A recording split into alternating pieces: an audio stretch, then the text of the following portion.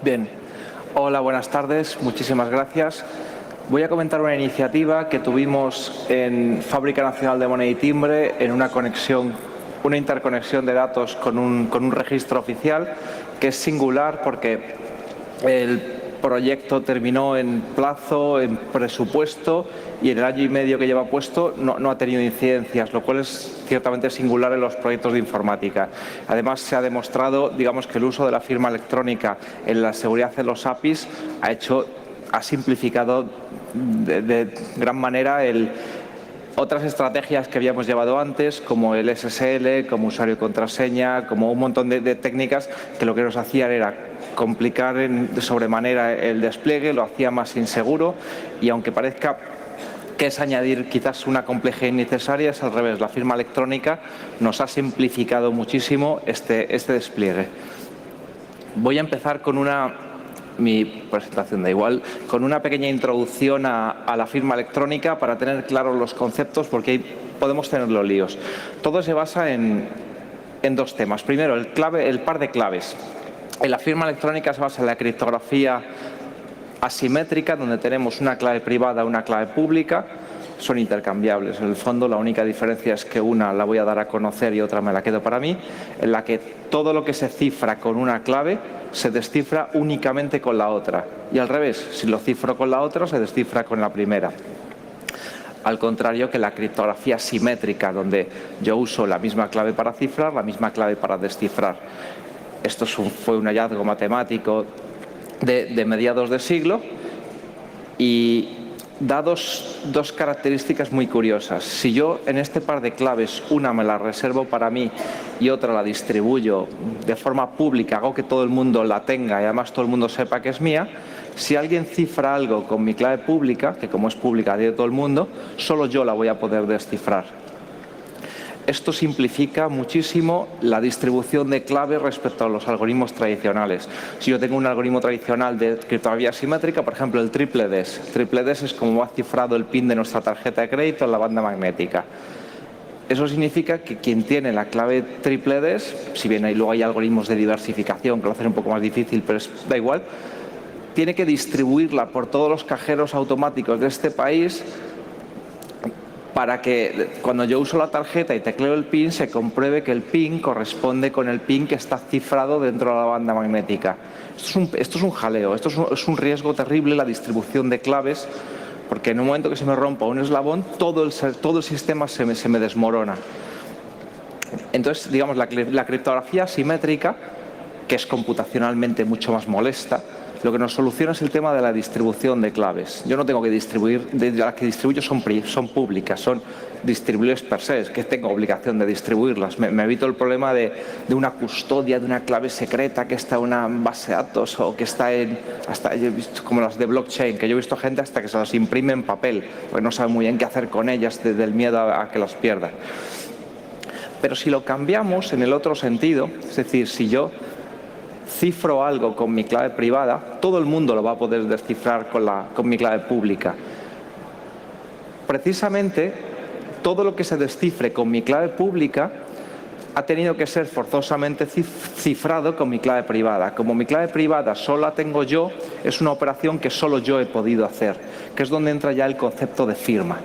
Si es una operación que yo solo puedo hacer y sin embargo todo el mundo, porque todo el mundo tiene acceso a mi clave pública, puede comprobar que yo la he hecho, es mi firma.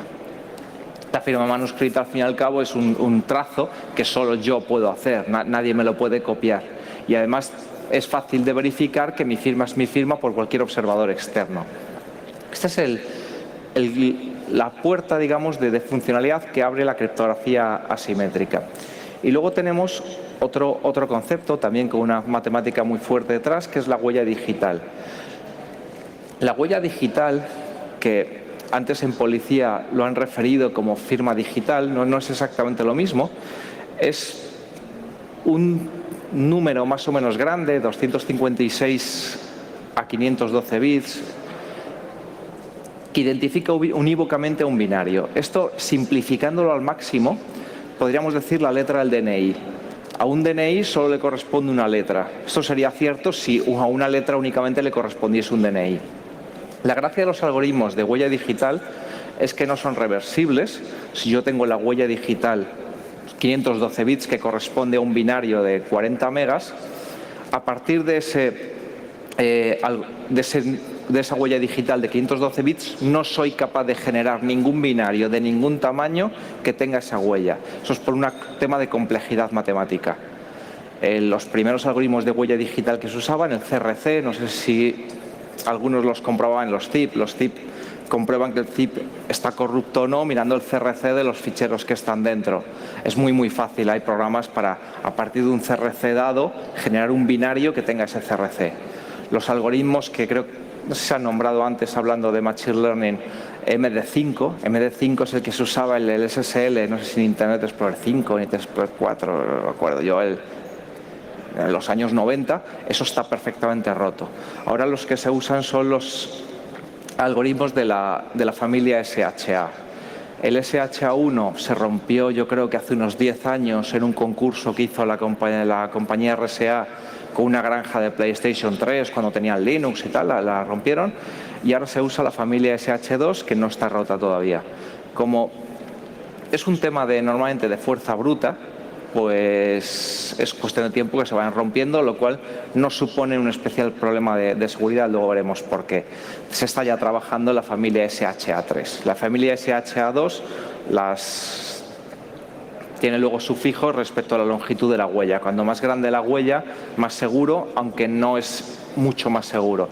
El Esquema Nacional de Seguridad, que es un conjunto de normas que se emite a nivel de Gobierno de España, que indica los estándares mínimos que se deben cumplir en seguridad para operación normal, indica que se debe usar el SHA 256 mínimo.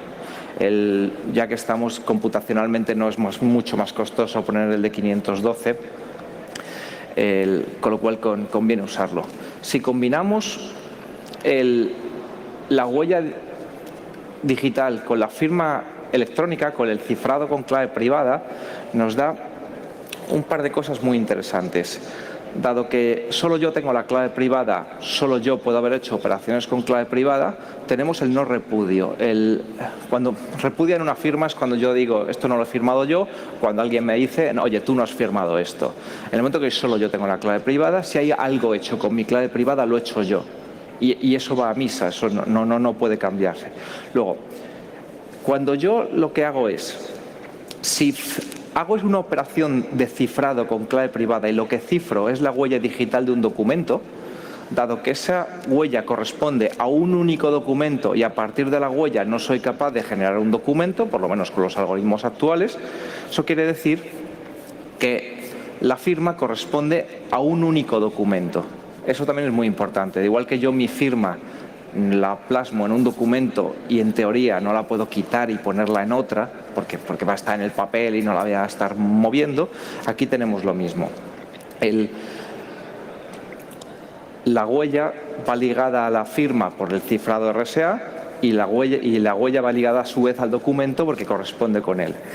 Y si además tenemos, como hemos dicho, la huella corresponde unívocamente a un documento, si un documento se modifica lo más mínimo, la huella digital varía, con lo cual tenemos garantizada la integridad del documento. Si un documento me llega firmado, sé seguro que el documento no ha sido modificado.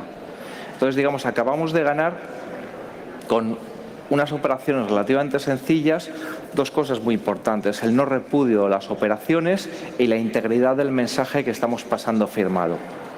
Esto, llevándolo al caso del API, es muy interesante. No solo la firma, no solo me va a identificar al firmante, que es lo que normalmente yo busco en la seguridad de los API. Oye, yo quiero que esto sea un usuario contraseña, que es algo que él solo conoce, pues en este caso la clave privada, que es algo que él solo tiene, pero un usuario contraseña no nos garantiza la integridad del mensaje. El mensaje puede haberse modificado en muchas áreas, mientras que si ponemos además firma electrónica, estamos controlando la identidad del originario del mensaje y además la integridad del mensaje en sí. Llevado un poco al mundo normal de los certificados, las si bien yo me puedo generar un par de claves, eso no tiene ningún problema, normalmente se recurre a un prestador de servicios de certificación, como puede ser Fábrica de Moneda y Timbre, Camerfirma, firma profesional, la Agencia de Certificación Valenciana, CAPCER, que es la catalana, y CEMPE, que es la vasca, o una serie de empresas. El Ministerio de... Iba a decir el de turismo, pero claro, no sé si es el de agenda digital, cambian de nombre a mitad de legislatura. Nos dice quiénes son, qué organismos son aptos para expedir certificados. Un certificado es únicamente una clave pública, una clave privada y unos datos de a quién pertenecen esos datos. Es importante el tema de a quién pertenecen porque eso ha sido verificado en un registro oficial. Cuando yo tengo un certificado a nombre de, en este caso, Juan Español Español, que está además emitido que tengo aquí creo que este es de notario. Eso quiere decir que la persona que ha obtenido este certificado ha ido a una oficina de registro, ha enseñado su DNI, un registrador colegiado ha verificado que él es él, entiendo que mirándole a la cara y poco más, y le expide el certificado. Así que cuando yo digo que yo soy yo, no es que soy yo, es en el sentido de identidad, digamos, más español, en el que yo no soy yo como en el mundo anglosajón porque tengo una cuenta bancaria a mi nombre, etcétera, sino porque tengo un papel, en este caso mi DNI, que me lo expide Cuerpo Nacional de Policía, que pone que yo soy Tomás. Por eso yo soy Tomás, porque Policía Nacional lo dice. En este caso es exactamente lo mismo. Este certificado dice que es mío porque hay una autoridad de registro que ha verificado mi identidad con mis claves. Además, este certificado, que contiene mis claves, mi clave pública y mi clave privada, ha sido a su vez firmado por la entidad que me lo emite. De tal forma que yo puedo comprobar que, oye, Tomás tiene esta clave pública, porque este certificado que lo dice ha sido a su vez firmado por el Cuerpo Nacional de Policía, por la Fábrica de Moneda y Timbre, que son entidades en las que yo confío. Y yo confío porque me dice el Ministerio de Industria que confío en él, se publicó en el BOE y además en el Boletín Oficial de la Comunidad Europea. Y además, cuando a mí me llega un certificado, además de que esté firmado, yo puedo comprobar además que sea válido, porque los certificados pueden dejar de ser válidos por muchas razones. Yo mañana pierdo mi certificado, llamo inmediatamente a la Fábrica de Moneda y Timbre y digo, he perdido mi certificado, por favor denlo de baja.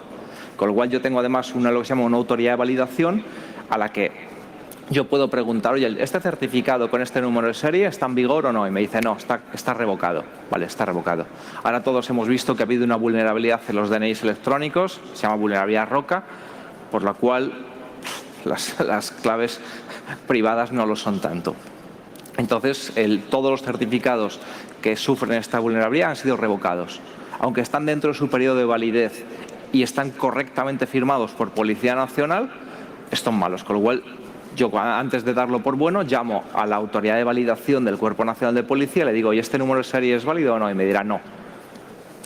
Entonces, acabamos de montar una estructura, digamos, de confianza muy, muy cómoda, porque nos permite verificar quién es el que está originando una petición, un mensaje. ¿Quién es? No en mi base de datos de identidad, sino quién es realmente. Si es una persona jurídica, aunque ya no hay certificado de persona jurídica, un apoderado, por decirlo, un representante, una persona física, un ciudadano, un profesional. Puedo tener certificados que estén expedidos a un médico, a un abogado, a un notario, a alguien colegiado. Y además lo que decíamos de la integridad de los mensajes. Otro concepto que sí que me gustaría introducir aquí es el sobre digital. Con el concepto de la firma que hemos introducido antes, hablábamos de cifrar una huella digital y no un documento completo. La razón para hacerlo es porque la criptografía simétrica es extremadamente costosa en recursos hardware. Si a mí me llega un PDF de 15 megas, no puedo cifrar con RSA, con una clave privada o con una clave pública sería para el destinatario, un documento de 15 megas porque se me hunde en temas de proceso la computadora. Entonces, hay una solución bastante buena que es el sobre digital y es, yo voy a generar de forma aleatoria una clave simétrica un triple DES, que es la que decía que se usa para el PIN de la tarjeta, una AES 256, que es uno de los algoritmos más duros de cifrado que hay ahora, son simétricos, pero no voy a darle a alguien la clave, oye, te cifro algo, descífralo con esta clave y te lo paso en un correo. No, sino que esa clave la genero de forma aleatoria, de un solo uso, y cifro esa clave con su clave pública. De tal forma que cuando le llegue el mensaje, lo que hace es descifra la clave asimétrica de cifrado con su privada RSA asimétrica y ya descifra con la clave que acaba de obtener todo el mensaje. Como esa clave es de un solo uso, no se va a volver a repetir, no pasa nada porque esa bueno, si el mensaje es desechable, si lo quieres guardar, pues guarda bien esa clave. Así tenemos, digamos, una combinación bastante buena de la criptografía simétrica y la criptografía asimétrica. Además tiene otra ventaja. Y es que un sobre digital, ahí están estandarizados en una estándar que se llama PKCS7, puedo tener más de un destinatario, porque la clave en el fondo ocupa muy poquito, con lo cual a mí me da igual incluir la misma clave cifrada n veces, una vez para cada destinatario, con sus claves públicas. Si yo tengo que enviar a Pepe, a Juan y a Rodrigo, puedo enviar dentro del sobre la clave de cifrado cifrada con la clave pública de Juan, de nuevo con la clave de Pepe y de nuevo con la clave de Rodrigo. Me va a ocupar 50K más el mensaje, pero a cambio tiene varios destinatarios. Y por último, además, puedo firmar todo el mensaje, porque puedo del sobre generar la huella y cifrar esa huella con mi clave privada. De tal forma que el mensaje, además, queda cifrado para unos destinatarios muy concretos y cada uno va a controlarlo con su clave y además saben que proviene de mí porque está firmado por mí. Entonces acabamos de tener, digamos, de cubrir todo el ciclo. Podemos definir claramente los destinatarios, podemos definir claramente el origen, quién es el origen, el remitente del mensaje, podemos controlar la integridad del mensaje que no ha sido modificado por el camino, y además la confidencialidad del mensaje en su tránsito, que define al principio vaya cifrado.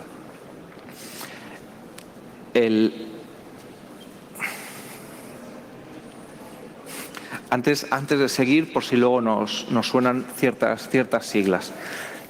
Los algoritmos de cifrado más usados es el RSA, sin duda. El DSA está en desuso y la curva elíptica, que es bastante más seguro, tiene un problema de adopción. Es que no es de común adopción ahora mismo, sobre todo porque el esquema nacional de interoperabilidad, no tanto el de seguridad, que es una serie de normas que están definidas a nivel de Gobierno de España que nos dicen qué algoritmos deberíamos usar todos para comunicarnos todos con todos, pues no está. Eso no quiere decir que si yo tengo un negocio de yo contra mi partner en otro lado, use los algoritmos que me dé la gana.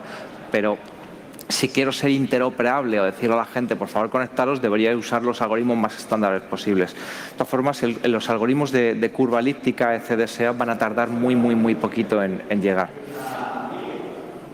Los algoritmos de huella digital, como hemos dicho, MD2, MD5, SHA-1, están completamente en desuso porque se consideran rotos. De hecho, creo que SHA-1 ya no, directamente en los últimos Windows ni siquiera te deja ponerlo. En los protocolos RSA se descatalogaron hace años. El actual es la familia SHA-2. El SHA-2 2.4 no lo usa absolutamente nadie porque tiene la misma complejidad matemática de cálculo que el 256, pero es más vulnerable, con lo cual, si me va a ocupar lo mismo, total. Y yo recomiendo usar SHA-512. Y se está ya creando el SHA-3. Cómo funcionan estos algoritmos es la empresa RSA lanza un concurso donde las empresas presentan unos algoritmos, el que gana se le empieza a llamar SHA-3 y pasa a ser el estándar mundial. En el concurso entra IBM, entran matemáticos de premio Nobel. Lo que decíamos, los prestadores de servicios de certificación, es decir, quienes son capaces de expedirme un certificado, están homologados en España, están en esta URL, encontraréis a la Policía Nacional, al Ministerio de la Seguridad Social, pero también empresas privadas como por ejemplo el Banco Santander. Los algoritmos de cifrado simétrico, que os porque os suenen, el DES está completamente obsoleto. El DES se usaba en bancos, yo creo que en los años 80, se rompió con una máquina que llamaron Descracker, que por muy poquito, por 7-8 millones de pesetas costaba fabricarse la máquina en base a componentes más o menos comunes, rompía un DES, y esto obligó a toda la banca a crear un algoritmo nuevo que era el triple DES. El triple DES no es más que un DES aplicado 3 veces. No se partieron la cabeza. En vez de coger una clave DES de 8 bits, coges 3 y lo pasas primero uno, luego otro, luego otro. Acabas de subir la complejidad. Y el que se está usando ahora es AES, que normalmente es con longitudes de clave de 256. Y la firma electrónica tiene unas peculiaridades particulares. Lo que es el cifrado con la clave RSA no nos da información sobre quién ha hecho la firma. Normalmente, cuando tú haces una firma electrónica, no solo incluyes la huella digital cifrada con tu clave privada, sino que incluyes además una serie de metadatos, como por ejemplo mi certificado con la parte pública, no voy a decir mi clave privada evidentemente, el cuándo lo firmé, la hora, dónde, por qué. Y entonces, estos algoritmos del cifrado con la clave RSA privada se suele llamar PKCS1. Esto, digamos, se complementa con estos metadatos para crear una serie de formatos más estándares y mayores que a nivel europeo se llaman ADES, que es firma electrónica avanzada, Advanced Electronic Signature. Que tenemos SADES, que es una firma basada en XML, CADES, que es una firma binaria basada en ASN1. ASN1 es un lenguaje de descripción de datos binario, muy al estilo de XML, pero binario. Y PADES, que no deja de ser una firma CADES metida dentro de un PDF para firmar los PDFs. Estos formatos están estandarizados a nivel europeo. A nivel americano, SADES lo encontraréis como XML-DSIG, CADES como CMS y PADES creo que lo llaman PDF y punto. No tiene un nombre especial.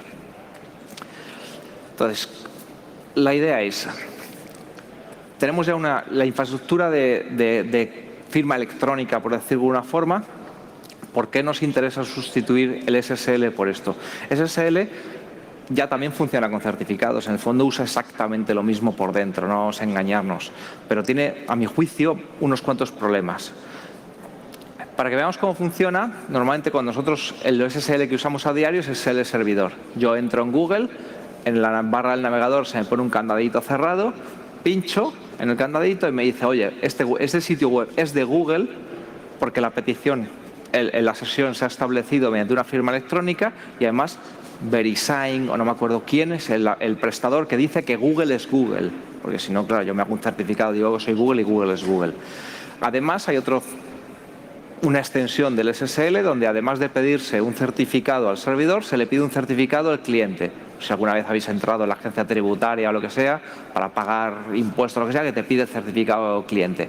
En este caso, se está identificando a ambas partes, se están usando firmas electrónicas, huellas digitales y por debajo una serie de cifrados para garantizar el transporte. Y en HTTPS. Y esto, digamos, nos garantiza exactamente lo mismo que la firma electrónica. A mi juicio, tiene varios problemas. El primero, que es a nivel de transporte. El SSL, lo establezco, está por debajo del HTTP. Está el HTTP, cuando decimos HTTPS es HTTP y por debajo está el SSL. Eso quiere decir que en mi aplicación yo apenas tengo control sobre el SSL, lo tengo sobre el servidor web. El servidor web lo puedo hacer que el servidor web le pase parte del control al servidor de aplicaciones y el servidor de aplicaciones ya le pase la información necesaria a mi aplicación en caso de un tráfico web. Es decir, yo puedo poner un frontal Apache que coge los certificados de SSL, se los pasa al Tomcat y el Tomcat me los pasa a mí. El control lo pierdo por completo. Ni siquiera puedo decirle qué certificados quiero ni qué no. Es extremadamente molesto. De tal forma, a mí me puede interesar de alguna forma prescindir por completo de la seguridad a nivel de transporte y meter la seguridad a nivel de aplicación.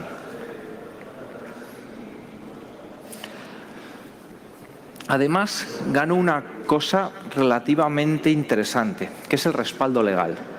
El SSL, si bien usa firmas electrónicas por debajo, firmas electrónicas entendidas como cifrados RSA y huellas digitales, yo si uso firma electrónica desde mi propia aplicación, puedo hacer unas firmas electrónicas acordes a ley 59/2003.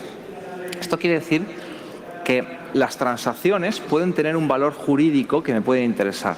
Por poner un ejemplo, el servicio, aunque lo iba a contar luego, el servicio que hicimos para Fábrica Moneda y Timbre de interconexión con un registro era para que Fábrica Moneda y Timbre expedía unos certificados que lo que certificaban era justo la adscripción personal de una persona, evidentemente, en un estado registral.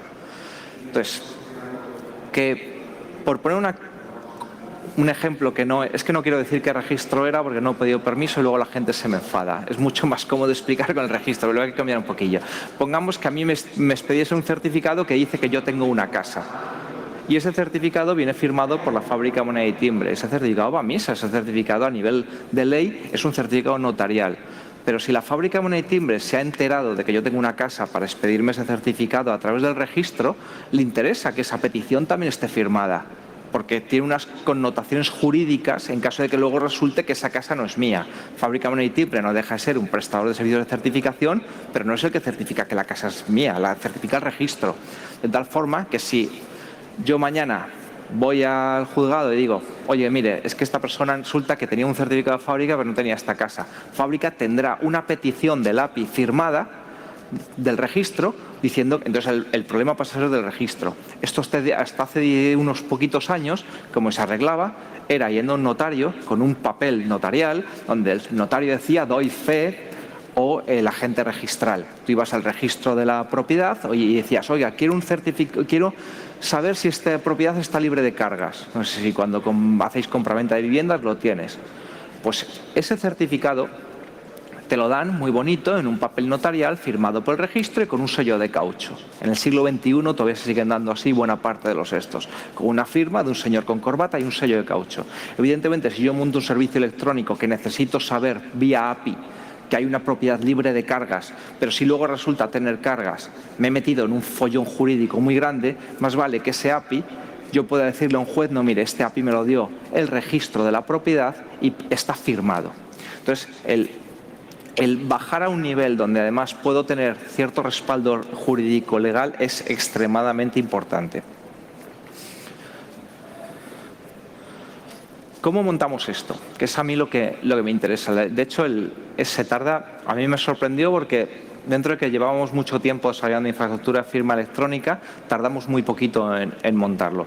Primero, tenemos un par de proyectos en GitHub que nos solucionan todo y muy poquito. Esto es un proyecto que se desarrolló principalmente para trámites web con la administración pública, cliente@firma, un tema que llamamos mini applet. La mayoría es una aplicación que tiene una malísima prensa, muy a mi pesar, porque a nadie le funciona bien, donde tú puedes entrar en tu ayuntamiento para empadronarte o puedes entrar a la Junta de Andalucía para solicitar tal, o al Ayuntamiento de Alcázar de San Juan para solicitar que te retiren el cadáver del caballo cuando está muerto en medio de la calle.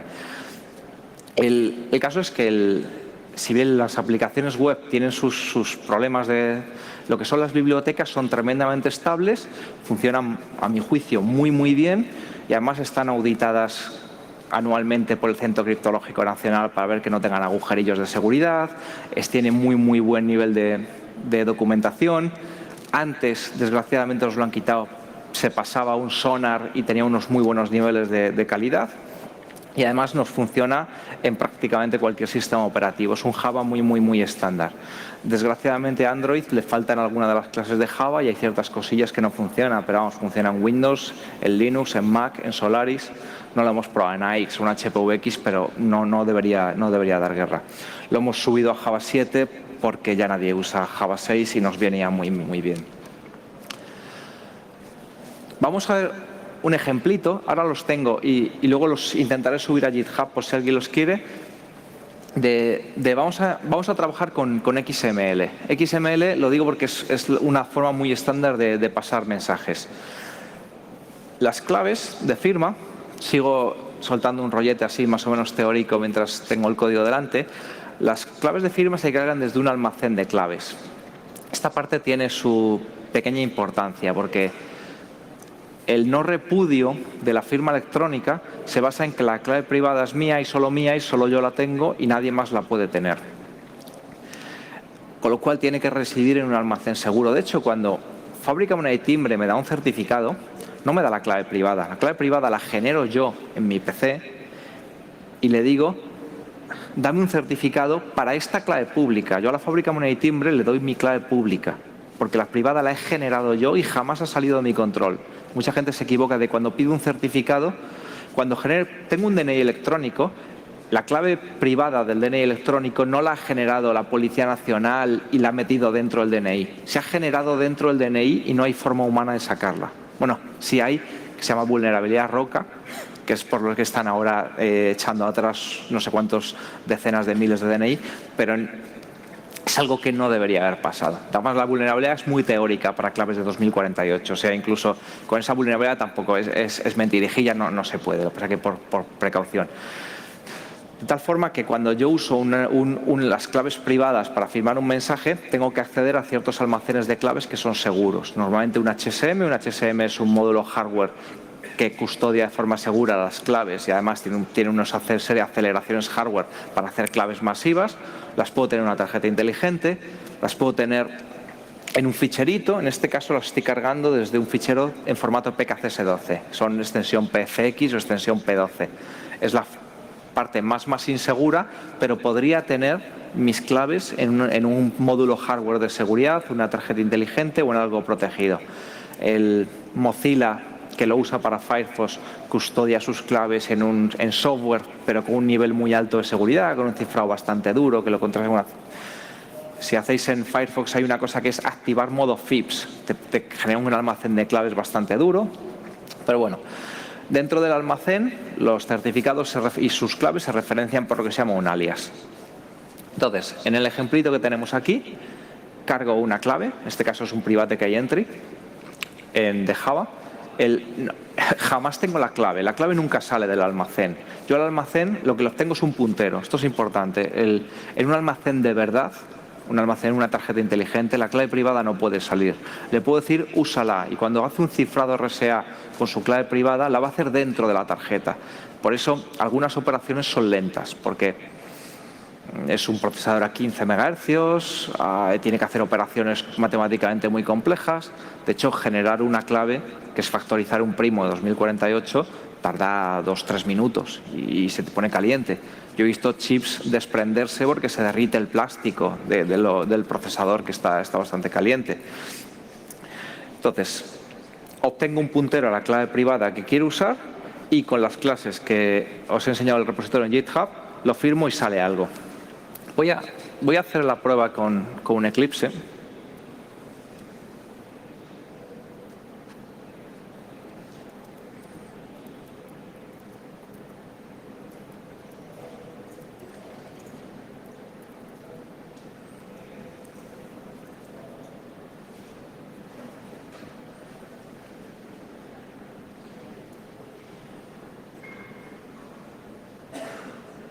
Pues ha terminado ya y me debe aparecer en el temporal. Aquí está. Más o menos se ve. Esto es una firma SADES, esto es un mensaje firmado. Si vemos el ejemplo,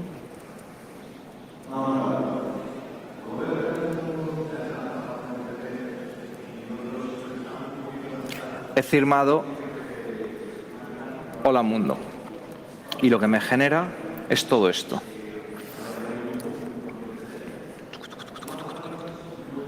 Por revisarlo un poquito, qué es exactamente lo que hay dentro de una firma,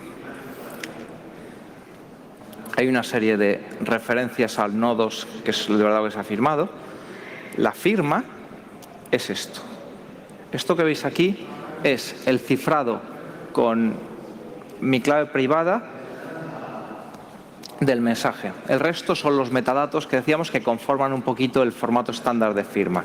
Esto es la firma en el formato más simple. Esto de aquí abajo es el certificado con el que he usado para firmar. Estos son metadatos del propio certificado. Esto es casualmente los datos que he firmado, que están aquí en copia. Si os fijáis, está aquí. Estos son unos metadatos obligatorios por norma europea, que podemos ver unas cuantas cosillas. Por ejemplo, ¿quién me ha expedido mi certificado? Aunque está dentro de mi certificado, evidentemente, porque ellos me lo han expedido y además lo han firmado, está aquí por si lo necesito. En este caso es el Colegio de Notarios, bueno, la Agencia Notarial de Certificación. Tenemos una serie de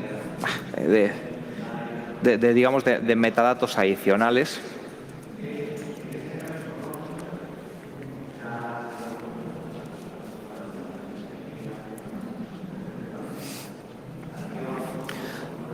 Por resumir, pues la fecha de firma, podemos meter bastantes más datos. Podemos meter dónde lo he firmado.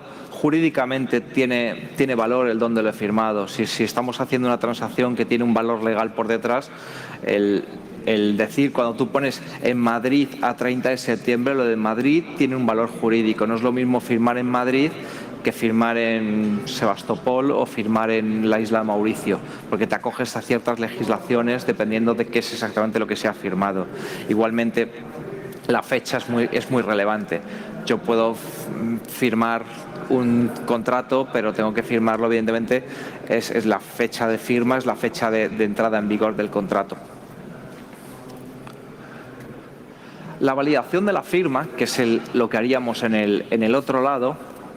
Esto estoy usando todo código mío de GitHub. Evidentemente, montar esto en Java desde cero es como para no hacerlo si ya hay código. Además, siendo software libre lo podéis modificar.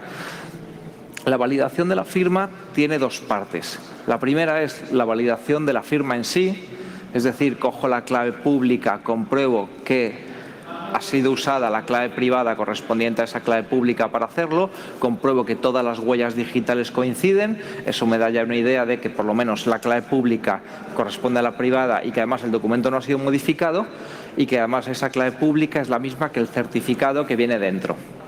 Pues luego tengo que coger el certificado y preguntar al emisor si es válido. Esto es un problema serio, lo de la validación, que además he oído una serie de barbaridades gordas en relación al problema, a la vulnerabilidad roca de los DNIs. No existe un servicio de validación histórica. Cuando yo le pregunto a una autoridad de validación si un certificado es válido o no, no le puedo preguntar, ¿fue válido el 13 de agosto del año pasado, que es cuando se firmó? Yo le pregunto, ¿es válido? Y él me responde si es válido ahora, sí o no. Esto tiene un problema que ahora veremos cómo se soluciona, porque mucha gente comentaba, lo he estado leyendo en los foros de seguridad, en base a la vulnerabilidad del DNI.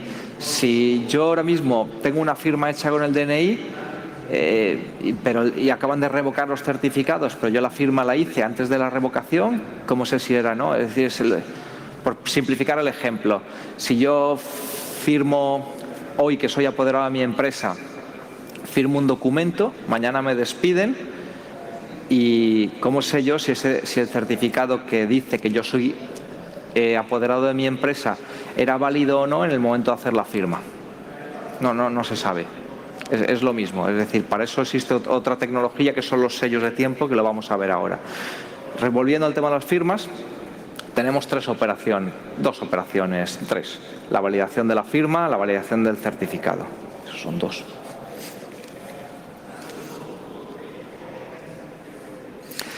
Así, cuando yo monto un diálogo entre dos partes de un API, tengo que decir varias cosas. Primero, si necesito saber la identidad de una persona sí o sí, me tengo que apoyar en un prestador de confianza. Si lo que necesito son identidades mías, pues yo mantengo, oye, tú eres tú, déjame tu clave pública, ya sé que tú eres tú y punto. Ahora, si yo lo que necesito es hacer un API en base a unas identidades que me compruebe un tercero, lo necesito a través de un prestador, con lo cual las partes tienen que tener certificados emitidos por un prestador. Y luego, una vez, yo necesito además con el certificado saber si ese tío es un usuario mío o no. Si lo hago con un certificado, puedo obtener su número de DNI del certificado sabiendo que, como el certificado lo ha pedido a alguien de confianza, si ese de confianza me dice que ese es su DNI, pues ese es su DNI. Si no, pues me guardo su clave pública y le digo, oye, mira, tú eres tú porque tengo tu clave pública. Lo que decíamos del equipo de la fecha de firma. La fecha de firma tiene bastante relevancia. Pongamos que el ejemplo que os decía, yo estoy obteniendo un certificado que dice que una propiedad está libre de cargas y eso está firmado. Evidentemente está libre de cargas a una fecha, yo mañana me puedo haber endeudado. Entonces, ¿cuándo obtuve ese certificado? Vale, lo que he firmado, pongamos que el texto que he firmado incluye la fecha de firma. Ya, pero ¿y quién dice que esa fecha, quién dice que el 13 de enero es el 13 de enero? ¿Lo está diciendo una de las partes? En este caso el registro mercantil, bueno, el registro de propiedad. Para eso se utilizan los sellos de tiempo y las autoridades de sellado de tiempo. Es decir, hay una entidad externa o otro punto más que certifica el momento en el que se ha hecho la transacción y es un tercero de confianza. No es ni el que origina el mensaje ni el que lo recibe el que, digamos, certifica el momento en el que se ha realizado la firma. La desventaja de las autoridades de sellado de tiempo es que normalmente cobran por mensaje. Entonces, su uso hay que valorarlo mucho. Hay TSAs gratuitas, jurídicamente en España tiene una validez bastante limitada, evidentemente es mejor que nada. En España creo que solo queda una autoridad de sellado de tiempo gratuita con validez jurídica completa en España que esté certificada por el Ministerio, que es la Generalitat Catalana. Valencia estuvo un tiempo dándolo gratuito y lo ha quitado, pero creo que está limitado por API. O sea, creo que si haces más de 40 peticiones por hora o una cosa así, te lo cortan. No lo sé, nunca he hecho la prueba. Afortunadamente, nuestras clases soportan la generación de sello de tiempo. Básicamente, cuando firmo, le paso en un objeto de propiedades de Java una serie de parámetros, la URL y Cuando se dice algoritmo hash es porque a la autoridad de sellado de tiempo no le paso toda la transacción para que me la selle, le paso solo la huella digital de la transacción, con lo cual el tráfico con la autoridad de sellado de tiempo es muy limitadita. Vamos a ver otro ejemplo.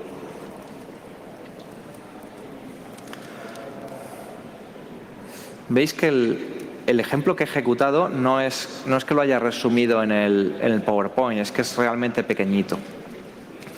Voy a ejecutar antes la validación de firma. Lo que pasa es que la validación de firma creo que no hace absolutamente nada, como mucho dice que es válida, suponiendo que sea válida. Firma correcta y el certificado.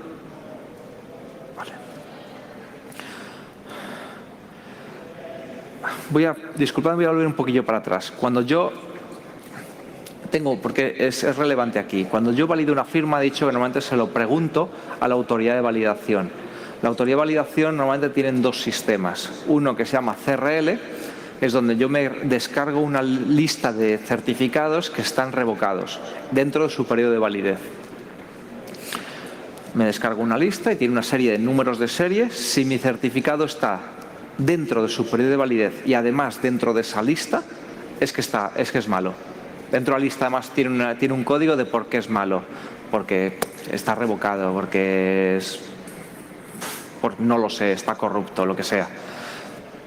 La validación por lista de revocación, poniéndolo en producción, es bastante inadecuada. Lo primero es porque ¿yo qué hago? ¿Me bajo a la lista y la reutilizo? Hay políticas, hay muchos servicios. Quien está usando este sistema se baja la lista por la mañana, lo están usando todo el día. Esto me da 24 horas de posibilidad de fallo. Yo pierdo mi certificado a las 10 de la mañana, estos se descargaron la lista de revocados a las 9, va a estar todo el día dando las firmas por válidas a pesar de que el certificado está revocado. Y lo segundo, que por ley, por reglamento europeo, las listas de revocación de certificados ahora van a tener también incluidos los certificados revocados incluso aunque estén fuera de su periodo de validez. Eso quiere decir que van a crecer muchísimo en tamaño. Por poneros un ejemplo, la vulnerabilidad Roca, que no solo afecta a los DNI, sino también afecta a las tarjetas expedidas por el gobierno vasco. Ahí hay 30.000 certificados que han sido revocados de golpe. Eso quiere decir que la lista tiene 30.000 entradas. Entonces, ¿qué hago? ¿Me la estoy descargando cada poco? ¿Tengo que estar revisando de verdad un número entre una lista de 30.000 mínimo? Es un jaleo. Hay otro sistema que se llama CSP, donde yo directamente le pregunto mediante un servicio web, le digo, ¿este número de serie está revocado? Sí, no, me dice, sí está revocado, lo doy por malo. Eso me es una petición de red por cada una de las llamadas, pero infinitamente mejor que estar descargándome una lista de 2 megas por cada una de las llamadas, o peor aún, bajármela al principio del día y estar todo el día de riesgo. Y además tener la carga de memoria para no estar chupando de disco. Lo que hemos dicho es tanto el OCSP, no le puedo preguntar por fecha, le digo, ¿es válido? Y me dice, ¿es válido ahora? ¿Sí o no? Igual que la CRL.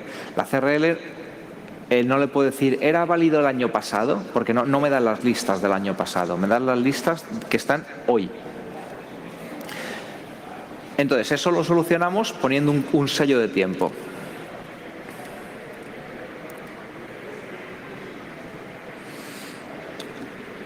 En este caso,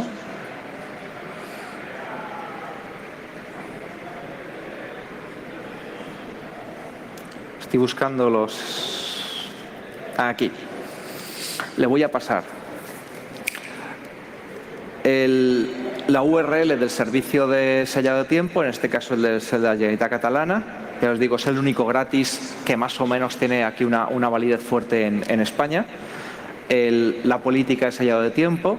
La política de sellado de tiempo se identifica mediante un OID, que es un número de este estilo. No tengo muy claro si hay varias políticas. Este número de política lo que dice es que lo que CAPCERT certifica es la existencia de un documento en un momento dado. Claro, el CAPCERT lo que no puede saber es, no certifica como tal el momento de firma, pues yo lo puedo firmar hoy y mandar a sellar mañana. Hay 24 horas de diferencia. Lo que sí que se suele hacer es, la firma tiene una fecha, el sello tiene otra fecha y existe un tiempo máximo que legalmente se da entre la firma y el momento del sellado. También puede ser muy pirata y firmar hoy con fecha de mañana y mandarlo a sellar mañana y te da que la firma es válida y que la firma es mañana. Eso tampoco tiene mayor complicación. Entonces, con estos datos de CAPCERT, creo que tengo red. Sí. Voy a borrar el temporal para no confundirme con este.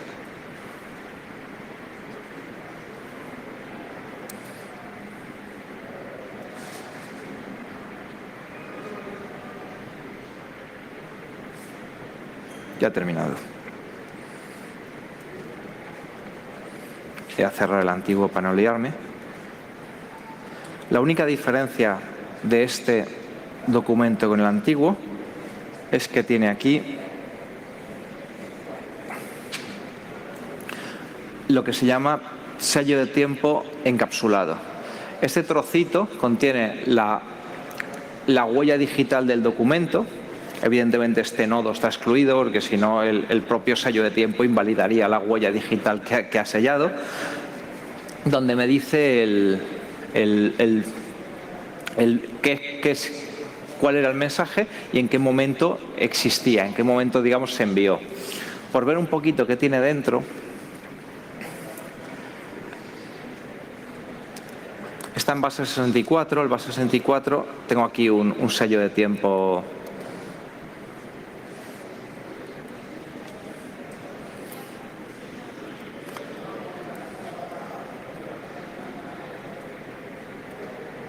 Aquí. Esto es lo que me devuelve la autoridad de sellado de tiempo. No es especialmente claro, pero podemos ver que dentro hay un certificado. Evidentemente el sello de tiempo a su vez va firmado, en este caso por CAPCERT, porque yo tengo que comprobar que el sello de tiempo está emitido por una autoridad en la que yo confío. Pues podemos ver que aquí está el Servei de... No pronuncio bien en catalán, pero vamos, el servicio de sellado de tiempo de la Generalitat Catalana, etcétera, etcétera, etcétera. Con este paso tan sencillote,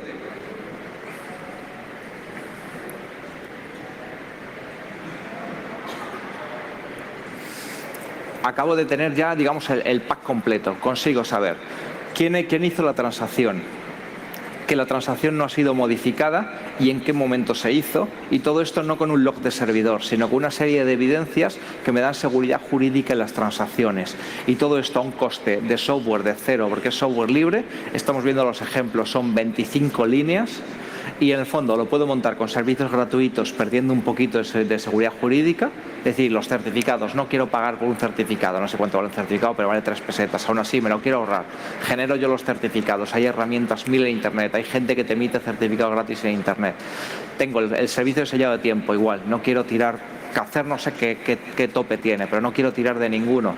Para que nos hagamos una idea, un sello de tiempo suele costar unos 20 céntimos de euro. Eso a mí me parece carísimo, porque me parece que si lo meto en un API masivo donde esté generando transacciones continuamente, 20 céntimos se me va. Pero puedo tirar de TSAs gratuitas que tienen el API abierto. Puedo montar yo mi propia TSA. Si quedamos entre todas las partes, oye, nos fiamos de una TSA, se venden incluso con hardware, GPS, que coge la hora del GPS, o que se conectan al Real Observatorio de la Armada, que es quien da la hora oficial en España. Pues podemos tener digamos, la seguridad de la hora. En todos estos ejemplos no estoy aplicando la confidencialidad del mensaje. Si veis lo que se está pasando, el mensaje va en claro. Eso es algo que sí que nos da, por ejemplo, SOAP. Cuando yo utilizo la seguridad SOAP, voy a tener firmas electrónicas, pero también puedo meter el XML Encryption, que me va a encriptar el mensaje. Aquí, yo soy más de prescindir de SOAP, que me genera muchísimo ruido las transacciones, y si quiero confidencialidad, utilizo sobres digitales, lo que hemos dicho antes. El sobre digital es un cifrado asimétrico en el que he cifrado la clave, cifrado simétrico en el que he cifrado la clave simétrica con mi clave privada asimétrica o con la clave pública. Entonces, un sobre digital igualmente con lo que tenemos es sencillísimo de generar. Igual, en este caso cojo la parte pública del certificado para el destinatario y genero el sobre. En este caso el sobre no lo estoy firmando, pero vamos, la generación de un sobre firmado es exactamente igual.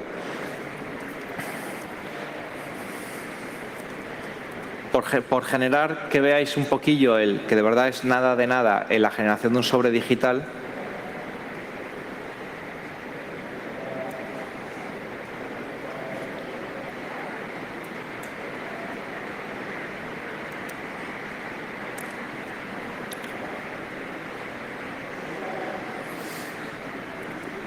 Con este código genero el sobre y lo abro. Estamos hablando de 90 líneas, incluyendo los comentarios y el inicio de la clase. 90 líneas de código. Es absolutamente nada. La apertura del sobre digital es casi más sencilla. Cargo mi almacén de claves, tengo que usar el almacén porque la tengo que abrir con mi clave privada, abro el sobre y saco los datos. No tiene mayor complejidad.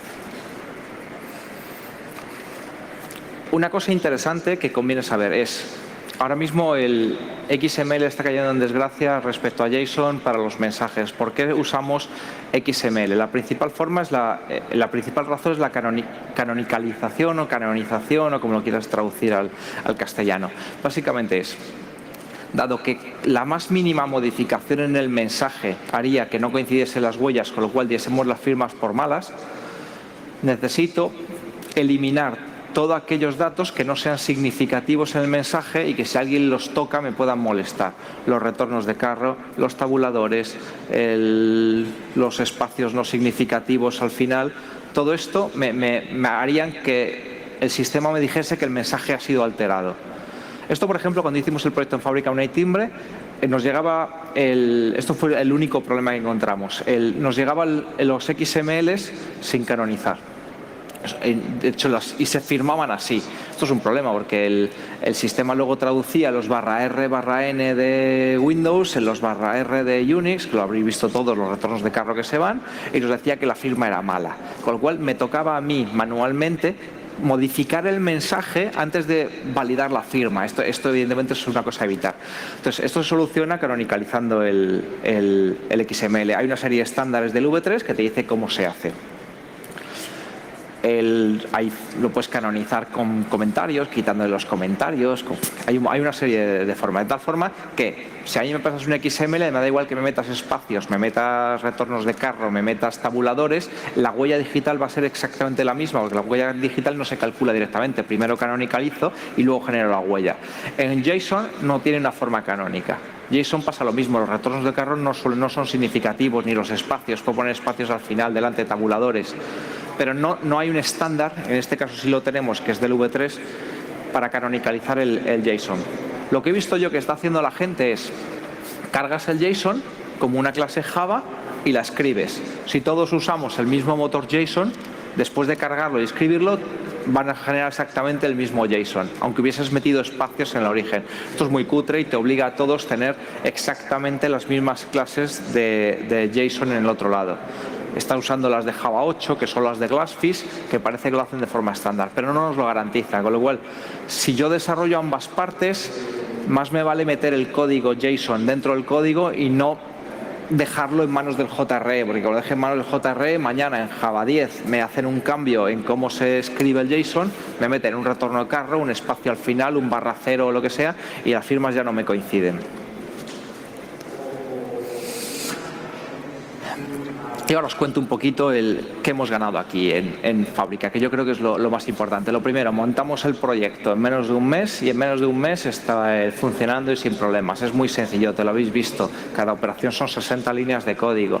En este caso, las claves las teníamos en disco en un fichero PKCS12. Bastante inseguro, pero bueno, ellos confían en la seguridad de sus servidores, que no se les va a colar nadie. Sabíamos que el mensaje venía del registro. Cuando nosotros le enviábamos un mensaje al registro, el registro sabía que venía de nosotros. Teníamos bien claro que ese mensaje no había sido manipulado por absolutamente nadie. Y además, yo podía defender jurídicamente que había recibido ese mensaje del registro y que por ello había tomado ciertas acciones con mis clientes. Y además, cada petición de API creo recordar que se cobraba 9 euros y era un servicio masivo. 9 euros por cada llamadita de API en un servicio masivo. Cuando al final del ejercicio me cobren 700.000 euros, que no es poco, o millón y pico, yo puedo querer pruebas para saber, porque aquí un ataque en el que alguien haga peticiones a mi nombre a 9 euros por llamada, os podéis imaginar el coste que me supone. Me entra un pirata, lo mete en un bucle for y me ha hecho 40.000 llamadas de golpe. Pues 40.000 a 10 euros o 400.000 pavos, casi 350.000 euros de gasto que me ha originado porque han conseguido meter en 2 minutos un script haciendo. Evidentemente, la firma me permite a mí luego en la factura defender. Yo tengo mi registro, él tiene su registro y todo lo que no esté firmado por mí no me lo cobras. Y luego la parte jurídica aquí era muy importante. Y luego, como el registro es muy importante, el tema de las fechas, todas las transacciones tenían una marca de tiempo, un sello de tiempo. De tal forma que si a mí un cliente mío, yo me considero Fábrica Moneda y Timbre en este ejemplo. Si un cliente mío me quiere empurar porque dice que le he pedido un certificado que no se corresponde con la realidad, yo voy al juez y le digo, es que a mí me lo aseguró a su vez el registro mercantil en esta fecha muy concreta y el servicio sellado de tiempo es un tercero de confianza, la firma está validada a nivel legal por la Ley 59 y un prestador homologado por el Ministerio de Industria, con lo cual, en base a un acuerdo de delegación de responsabilidades, el problema pasa a ser de otro. Y ese otro, y a su vez, si tienes ese mismo sistema hacia el otro lado, va a ser de otros. Estos sistemas, la verdad es que los he visto bastante poco. Casi siempre veo unos jaleos terribles montados en SSL, donde te autenticas de forma cliente-servidor. Hace poco he visto estos sistemas en los sistemas de firma en la nube del gobierno valenciano, donde cuando yo quiero hacer una firma en la nube, la petición, digamos que quiero que el gobierno valenciano le apodero y quiero que firme en mi nombre. Eso también tiene unos problemas jurídicos muy serios. Y para eso hay un API, donde yo le digo, oye, este es el documento, firma por mí. Pues esa petición a su vez tiene que ir firmada Porque claro, decir, no, usted me pidió que firmase la hipoteca de su casa. No, yo no se lo pedí, sí me lo pidió y aquí está. Estos temas de apoderamiento, todo esto nos, digamos, simplifica muchísimo. No solo es que lo acabamos de hacer una seguridad con el API enorme, con 300 líneas de código y con un código probado, sino que nos da una seguridad jurídica que no nos va a dar ni el SSL, ni mucho menos un usuario de contraseña, una autenticación básica o un token de autenticación de otro estilo. Me gustaría un poquito revisar lo que llamamos el centro de transferencia tecnológica. Ups, no ha salido, un segundo.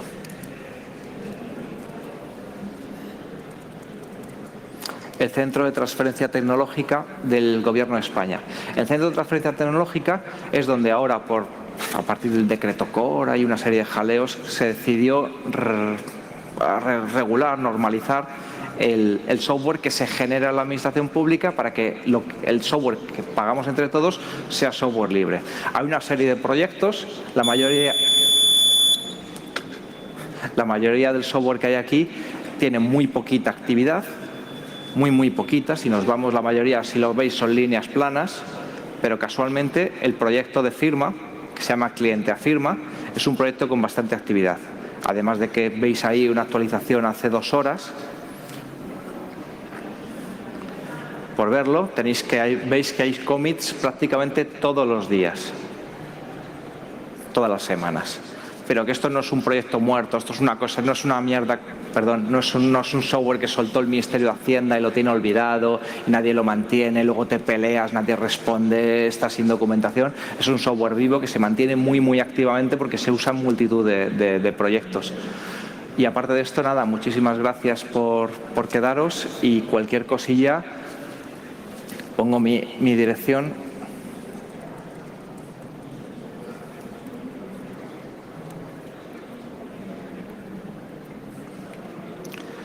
Cualquier cosilla, yo colaboro. En estos proyectos ahora mismo no colaboro en base a un contrato con el Ministerio de Hacienda ni a un contrato con el Ministerio de Industria. Colaboro a nivel personal con estos proyectos de firma, ayudo a gente a montar soluciones de firma. Me refiero que esto no es un tema de vender. Yo creo que están bastante bien hechos, y que cualquier cosilla que consideráis que os puedo ayudar a montar, a implementar infraestructuras de ese estilo, no dudéis en llamarme, en preguntarme dudas, en invitarme a algo, a lo que consideráis. Muchísimas gracias.